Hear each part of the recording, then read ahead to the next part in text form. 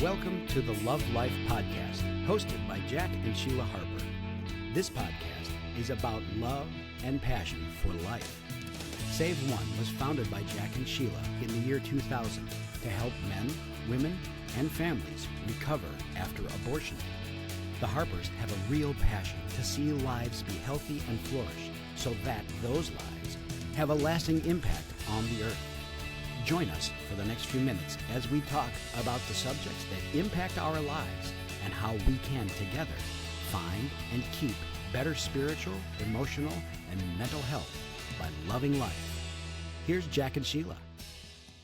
Welcome, Love Life listeners. We are so glad that you're here today. And what a great day to love life, right? Yes. Every month, you guys are sharing about the podcast, and we're getting new subscribers, and it's growing, and we are thrilled with that Thank you. news. Yes, seriously. It means the world to us when you get something out of this and that you get to meet the most amazing people that God has intersected our lives with.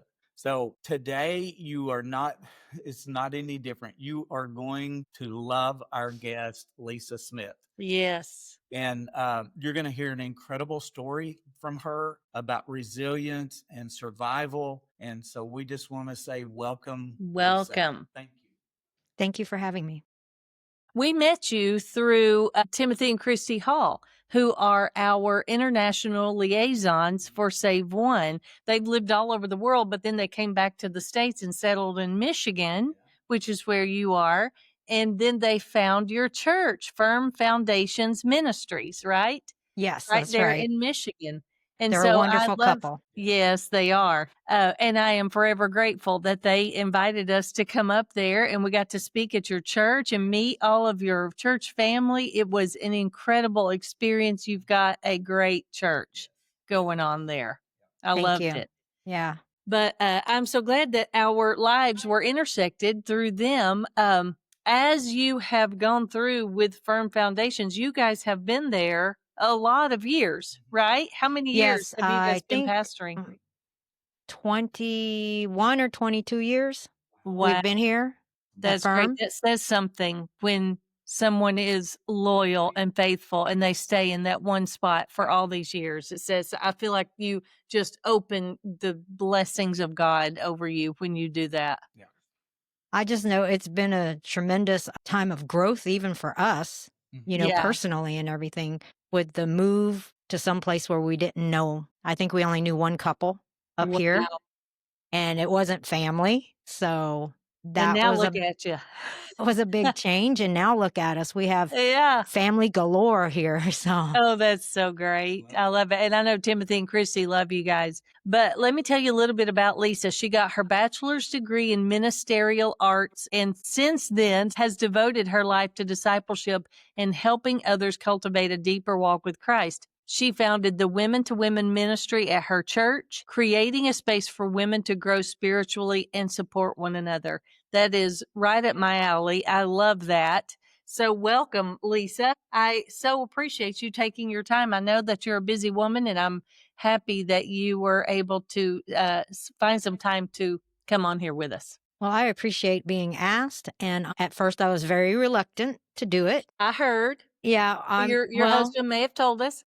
My husband is the extrovert and I'm the introvert. I kind of I'm a little more on the quiet side until you Yeah. get to know me, and I'm a little bit more of a private person, not because I don't want to share my life, but I'm just by nature just a little more private. Yeah, So and that's I'm not as outgoing in sharing things, but I'm not ashamed of anything either. Yeah, Yeah. that's good.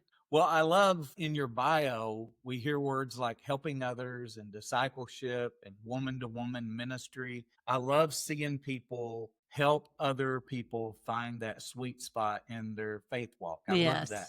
So Yes. tell us a little bit about what you do in those areas there. With woman to woman, I used to run that a monthly meeting and would organize that.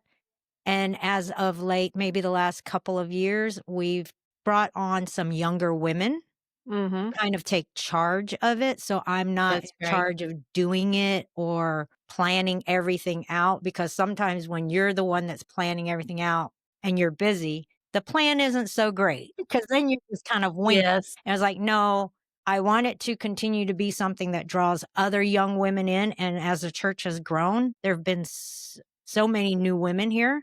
Mm-hmm. And even though we have 2 services on Sundays, you just cannot get to know people.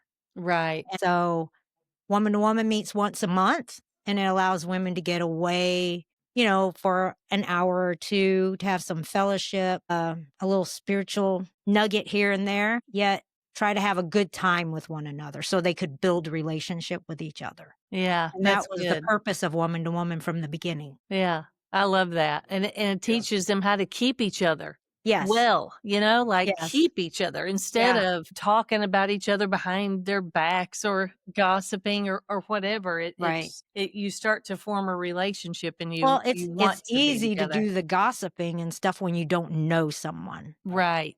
And it's like I said, if you're given an opportunity to where you can actually sit down and talk with other women instead of just see them in passing and Mm, maybe getting a general judgment because you got a certain right. look, or maybe that moment for that person was very hectic for some reason. Mhm. This That's gives an right. opportunity to sit at the table and go, oh, well, me and this lady have a lot in common. Maybe we should go to lunch together sometime. Yeah, It gives that that's good. opportunity. That's good. I love it. Well, I love the investment that you have in the lives of other people because you don't just wake up one day and think, I think I want to just start just pouring into others. But No. that came from somewhere. And I've seen many times how our experiences in life will guide us to a certain area of ministry, which brings me to your story. Your story was what compelled us to want to bring you onto this podcast because you suffered some horrific things, but then God turned it all around when you surrendered it to him. And Yes. so I want people to hear that story and know that the same thing can happen for them if they went through some of the same things that you did. So just in a nutshell, over the next few minutes, will you tell us kind of your story? I'll do the best I can. Let's see. My mom died when I was 13 and my brother was 4. And from that moment, I probably began to just search for something I had no clue what I was searching for. Mhm. Was not hard to get into bad relationships and stuff like that. And so when I was 14, I had a boyfriend he was the type that would say, if you love me, you would, Yeah. about anything. And then, at one point when we were out up to no good, uh, I was ended up in a van with a lot of people, and then people started getting dropped off, and I was the only one that was left in the van with 3 men. Mm, And then I was gang raped I'm and so then sorry. dropped off after they were done. And so I walked home. And Mhm. then you went through the whole feeling like you're being judged by the police, by everybody that looks at you. Well, what were you wearing? Why were you wearing that? Right. And things of that sort. And here you are when you're like 15 years old. I mean, And I'm sure you probably felt responsible I because did. they were making you Absolutely. Well, I look, you deserved felt it, right. is You what you think you those know, things. the thoughts were like, well, I wasn't where I was supposed to be. I was hitchhiking. I was doing these things. I probably deserved it. And then the Wow. feeling of everyone else around me judging me in that way just kind of made that confirmation for me. Yep, you deserved it. Yeah. Wow. My boyfriend blamed me for it, even though he's the reason I was in that van. It was still my fault. And I probably did something to urge those men on and all those type of things. So there was a lot of that type of things that were thrown at me. And then a few months later, I end up pregnant. I did stay with the boyfriend, and I ended up pregnant. Told him it was his, and he said, "No way, that could be my baby. It was from that night." And I Mhm. said, "No, calculations show this is your baby." And We just got into a really big fight and he got very abusive. I got away, and that's kind of the end of him in that picture. That's good. So, yeah. And you're I mean, still 14 at this point? I was Or 15. you're I was 15 now? 15 when I got Wow. pregnant. Yes. Okay. And let's see. So, you have to tell your dad.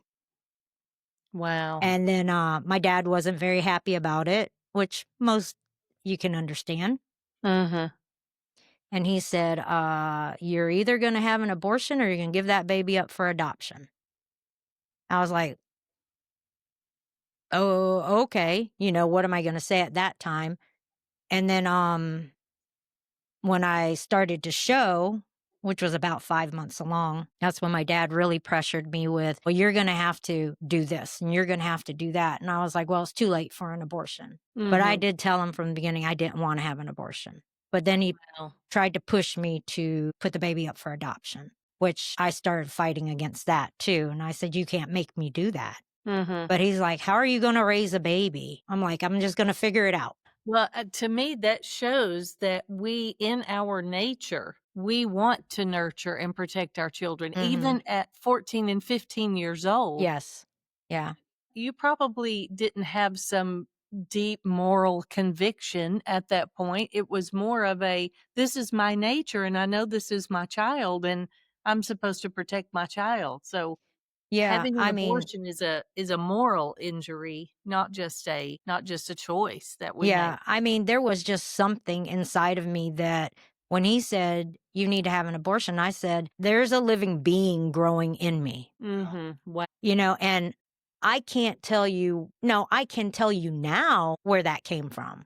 I couldn't have told you back then where it came from, but I know now it was the Lord and the Holy Spirit that was telling me, and I could sense it and the nudging and the urging to fight for this baby and to Mhm. say no about abortion. I have nothing against adoption, but I was dead set against that also, because this is my flesh. Right. Okay. And honestly, whether she would have been from a rape or my boyfriend, because yeah, there were those, it was so close that it could Mhm. have been. And even with that thought, it didn't change my mind about Good. her. Wow. You know what I mean? At Yeah, it that is. moment, I didn't know it was a her, but it didn't change my mind. And even the people I thought I might get some support from, which were my grandparents, you could see the letdown in their faces. And Mm. even they pushed me to have an abortion or give the baby up for adoption. And so I do feel like at that time in my life, I was alone, Yeah. but again, I know now why I fought. Mhm. And then to see my daughter and who she is and how she serves the Lord and how her children are and how I would not have had those grandgirls Yes. if, this family wouldn't be what this family is. And my Right. daughter wouldn't be worshiping the Lord and serving the Lord, and her Mhm. family also, if I had just said, okay, because I was under pressure by all of my Yes. family. You would have missed out on her entire bloodline. And Yes. so many times people don't tell us that part. They just Right. think, oh, this is a fix to this problem. But Right. I can guarantee you there is always another answer than someone has to die to fix a problem. Yeah. Every life So, is precious. yes, Every life is absolutely. valuable, you know? Absolutely. Well, I'm just so proud of you. So go ahead. We exactly. And to be so young. But go ahead. We interrupted you. Oh, So, it's okay. It's okay. Well, needless to say, I had a daughter. yes. She was born, and my dad did kick me out when the belly started showing, Wow. because I think he just couldn't.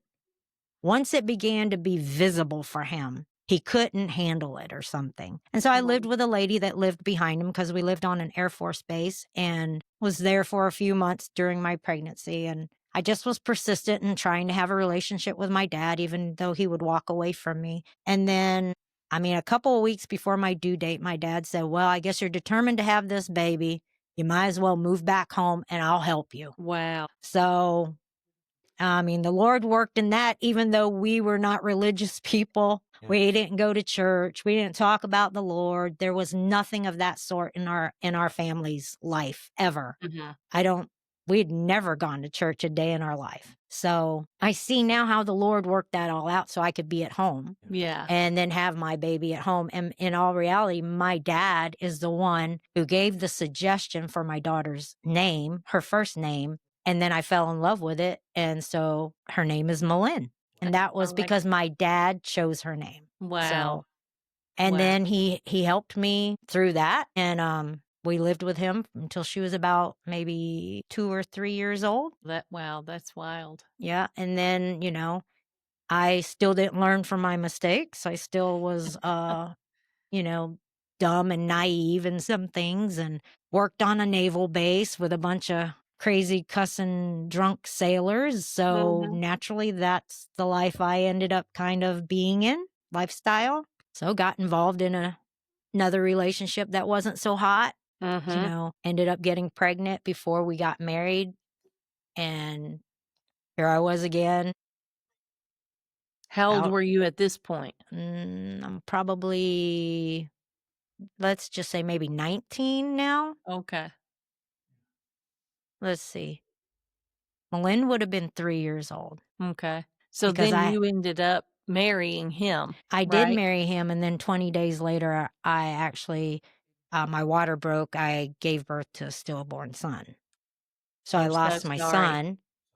And I remember laying in that hospital bed, after the labor, after everything, and they were wheeling me to a room on a bed. And the one guy said, "Is this the lady who had the abortion?" And I just remember My being, goodness. I don't know what I think I cussed him out, to be honest with you, because I said I would never, after fighting for my daughter, to have someone say Yes. that. Just, so But flippantly. I think that's just the terminology for what happened naturally there. But for them to Okay. say those words, I just remember being so violated and so Yeah. hurt that someone would think that I would do that after fighting for my daughter's life, that I would have just aborted my son. And I just remember that Wow. pain and that hurt at that moment. And the guy apologized profusely after that, because, like I That's said, I think I good. cussed him out.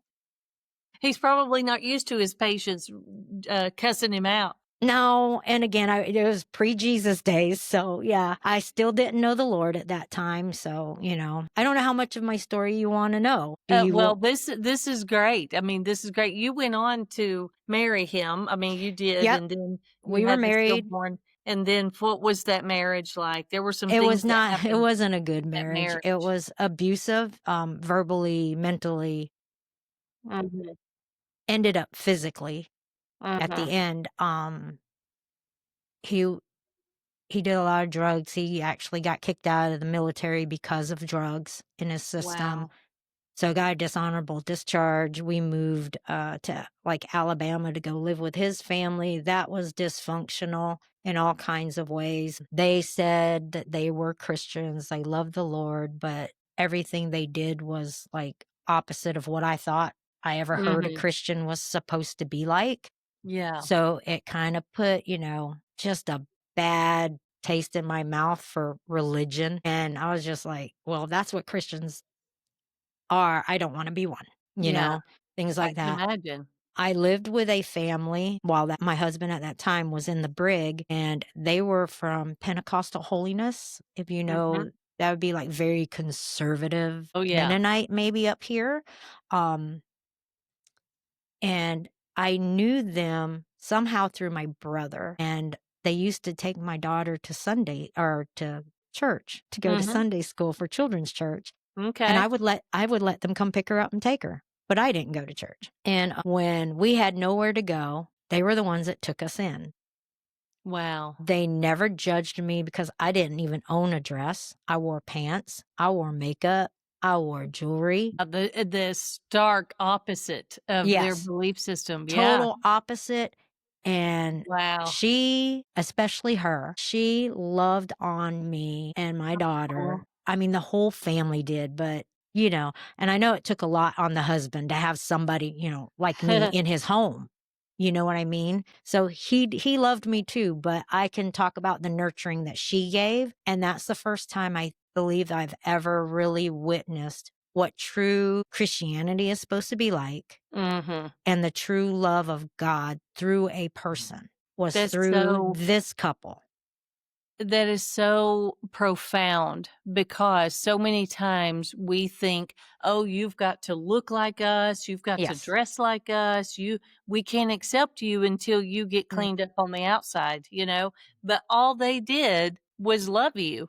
That was That's it. all they did. They allowed me in their home Yeah, dressed the way that I was dressed, that's so great. knowing the things about me. But what they saw was a mom and a daughter need a place to live, and we have room for them, and we're going to make room for them. That's so And I will great. never forget That's what that about Jesus this would couple. do. Right. Yeah, And yeah. they actually portrayed it and walked it out for me. Yeah. Mhm. What true love, godly love is supposed to be like, and what Jesus was doing. They That's so modeled it great. for me, for someone who had never experienced stuff like that before. They modeled it for me, and they showed it in such a way that it made such an impact in my life and in my daughter's life, because my daughter was probably around 5 at that time. So she remembers. 4 or 5. Okay. Wow. That's incredible. So where did your faith walk start? Yeah. When did that? Let's see. Well, when we started going to a home church, I think I gave my heart and life to the Lord while I was living with that couple. Okay. Okay. Okay. And so I still don't know anything. You got to remember that. So I'm trying to live life like this now, not without anyone there to help me, not like a disciple or anything like Mhm. that, or a mentor. Now I am transplanted in Alabama with people I don't know, and it's just his family. Started going to his family's home church while he was still doing drugs, still doing all these things. Wow. And I'm still confused as to what am I supposed to be doing, because what I'm seeing modeled before me now is not what that couple modeled before me. Right. Now I'm seeing it's okay if you're not drinking beer, but I can drink this on the weekend and I can curse my husband out. And I'm sitting here going, wait, we just left church. How I funny. thought we were supposed to be so Right. during that time, I think I kind of did a little backsliding in the sense of just because I didn't know what to do anymore and I didn't have anyone. And Yeah. I think that's why helping someone else or mentoring someone, discipling other people, that is so key, because there's so many that don't know what to do. And I Right. was that person that didn't know what to do. I And don't that's know what the what- next step is. Well, and that's what has led you to the ministries that you've started, because you see the need for discipleship and that type of thing. Yes, I do. I mean, you can go to church, but if there's no one that you have to talk to outside of church about maybe what was preached or what's going on in your own life Mhm. or in your own heart, Or like a small group or something like that. right? I mean, if you don't have people you can confide in or ask for help, you're basically alone. Yeah. Well, that's what changed our life is getting into a class at our church. Mhm. We had never been churched, and we got into a class, and then we started going to these parties at one of the couples, and then we were seeing like, oh, they're having fun and they're not drinking or doing drugs. Right. And like, okay, so maybe we could do this. And just seeing that lived out in front of us and modeled made all the difference in the world. Yes. It was discipleship, and they didn't even know they were discipling us. I think that somewhere deep down inside of me, I knew Christianity and walking with the Lord was supposed to be something different and something more than Yes. what I was seeing at that time. By the time he and I were going to get divorced, it did get physical and I ended up in a hospital. And that's when I knew I needed to be done. Yes. I met my husband now, and we both started going to a tent revival, and he gave his heart to the Lord one night at the tent revival. And the next night I went and I rededicated my life to the Lord, because I wasn't walking with the Lord, because again, I didn't know what to do. I wasn't doing all the bad stuff anymore, all the bad, really awful things anymore. But I knew there was more. And so Yeah. when I rededicated my life to the Lord at the tent revival, and we started going to a little church down there in Florida, we both started learning. We both started being mentored and discipled, and actually was committed into the church family there, and where we were actually nurtured and growing. And I would say that's when my faith walk, Yeah. Oh, that's good. you know what I mean? Where I didn't look back, where it was like, oh, we have a clear path of the direction now that we're supposed to go. Yeah. And That's this is good. the direction I want to go. Yeah. And so that direction is what led me to forgiving all those that have hurt me, Mm-hmm.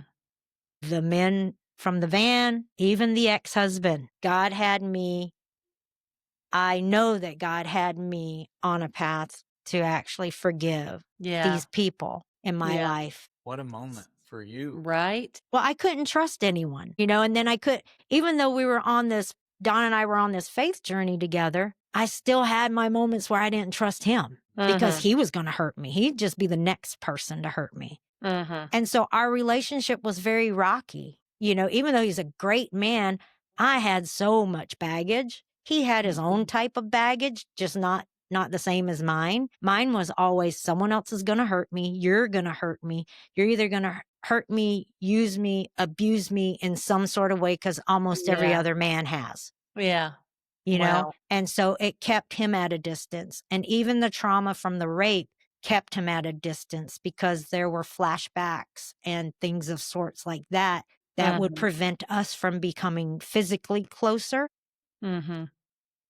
even emotionally closer. So there Wow. were things of that sort that I had to give to the Lord. And the only way I felt I could actually give it to him, but I mean, you have to release it, give it to him. And that was through forgiveness. Yeah. As long as I didn't forgive, as long as I held on to all of that, I couldn't move forward. Did you have a moment when you knew that was the moment that God was saying you've got to forgive to be able to be free? Because that's profound to We forgive were someone who's hurt you that way. we were actually in a service, and it might have been a revival service, and the guest speaker that night was speaking on forgiveness. Mm. And we were probably maybe a year and a half or 2 years into church, and in our walk, and I think that's when that was shared. Yeah. So yeah, I think 2 years of our marriage were going, rocky, but we did agree never to talk about divorce again, and we didn't. We've That's fought for our good. marriage ever since 6 Yes. months into our marriage. That's good. But after that message, I remember just going home and just thinking about forgiving and forgiveness and how God forgave me and all of those things. And I remember just feeling like God said, okay, write the names down, Lisa. Write Wow. everyone down. That's really If you good. don't know their name, I just wrote the incident. So those men, I didn't know their names, so I wrote the incident. I wrote down my ex. I wrote down my dad. I wrote down my mom, my brother. I mean, because there was always some, I had unforgiveness towards my mom because my mom cheated on my dad and had boyfriends around the house when my dad was overseas and just things of that sort. And I went, I probably have unforgiveness towards my mom, Yeah. you know?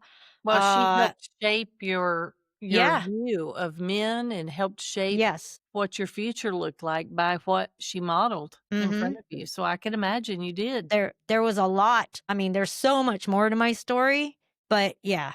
But my mom did die when I was 13. Oh. And so it was like, well, she's not here for me to forgive. And then I was just like, she doesn't have to be here for me to forgive. I'm the one Right. that has the issue right now, Yeah. not her, Yeah. And my dad, for times where I thought, I mean, I was the disappointing child. My brother went to college. He did all the things. He was my dad's best friend, all of that stuff. And sometimes I think I put that on myself, that my dad chooses my brother over me. And I don't Wow. believe that's truly the case, but it can be how we view something. Mhm. So I did put my dad and my brother down for those because I didn't want to hold any bitterness towards either one of them just because they love each other, you Yeah. know?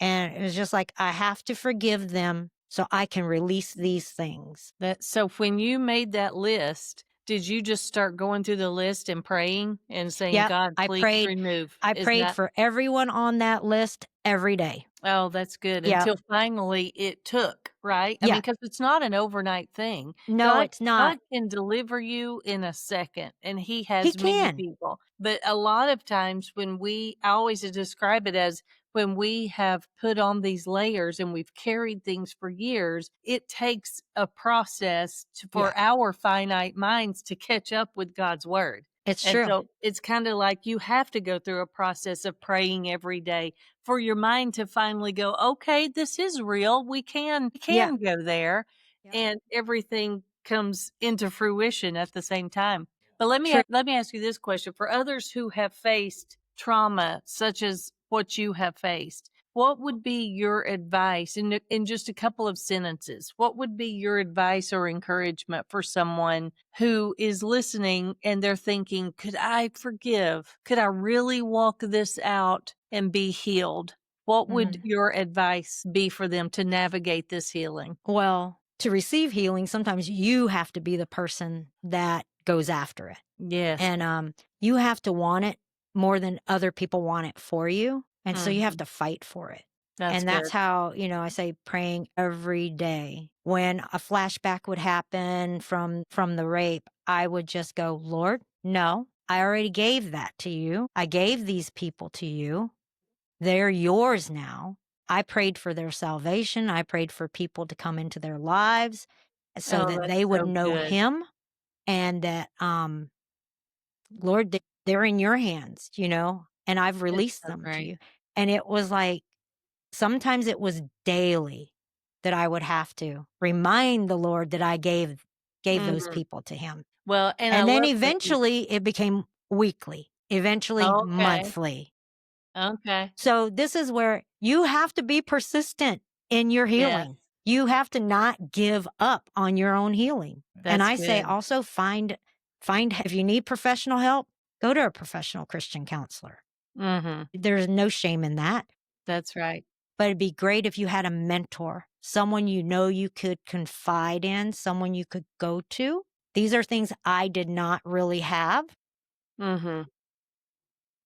This is why I say fight, because I feel like that's what I did. I feel like Yeah. I just was persistent in it and not giving up. Yeah. I love that. I love it too. I love the fact Mhm. that it was persistent and ongoing. So many times I talk to people, and I mean, I've even been guilty of it myself, I think, to say, they say, I forgave that person, or I say that, Yeah. but you can tell they had not gotten Right. to that place of Mhm. forgiveness.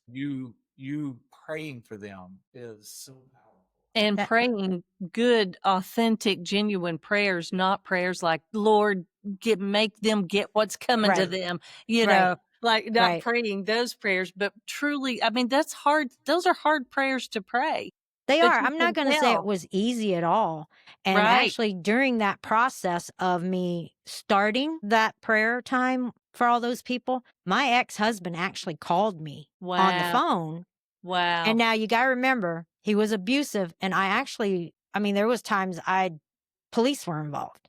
So Mhm. I was scared of this man. Well, yeah, I can And imagine. I didn't want him. He knew where we lived. He had broken to one of the places we had lived in before and all of this stuff. Wow. So there's a lot of history there. He called me during this time. And I remember fear gripping my heart. Mhm. And then all of a sudden a peace just came over me. And I just started to minister to him.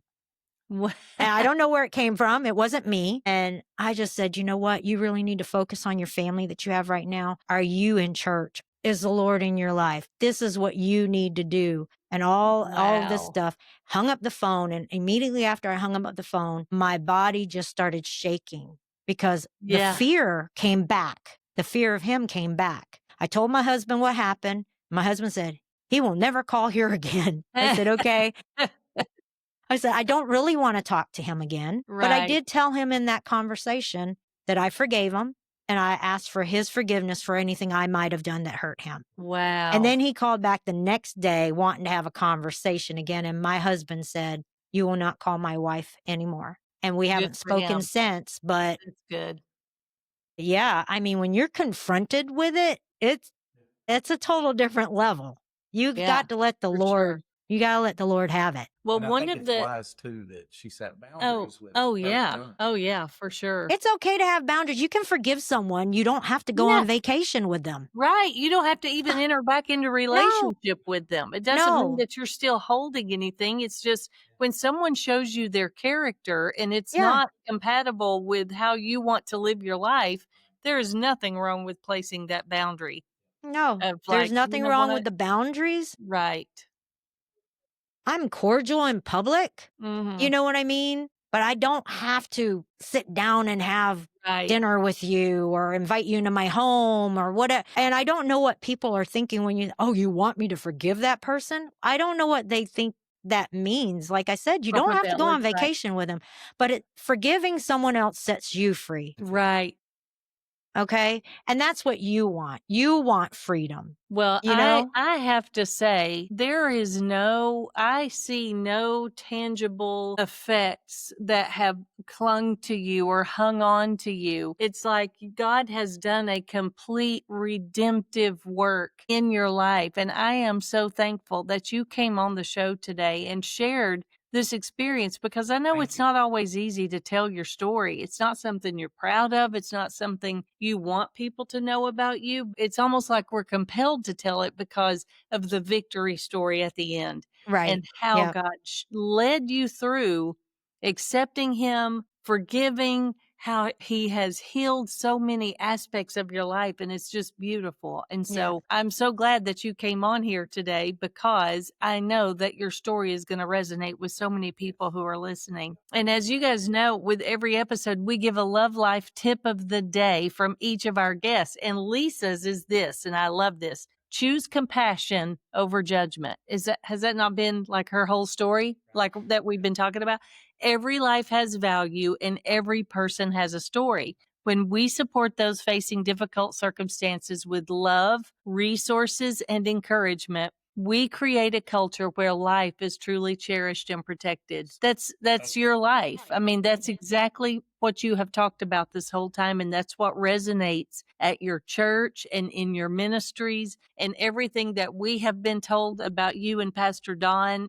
That's exactly this love life tip of the day. That's the kind of tip that we need to love life on a greater level. And I Yes. love that. Thank you for coming on here today. And as a Love Life listener, I'm so thankful that you have tuned in this month. If you're enjoying this podcast, please like, share, comment, give a review because it means the world to us. And other people get to hear people like Lisa as you share and put this story out there. So we have been completely blessed by you today, Lisa. So again, thank you for Thank coming you for on here. having me. And be watching for the next episode, helping you love life on a greater level.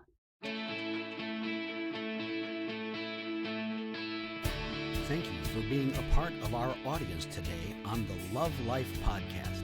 Please share it with your friends and check back often for the next podcast or subscribe so you don't miss a single episode.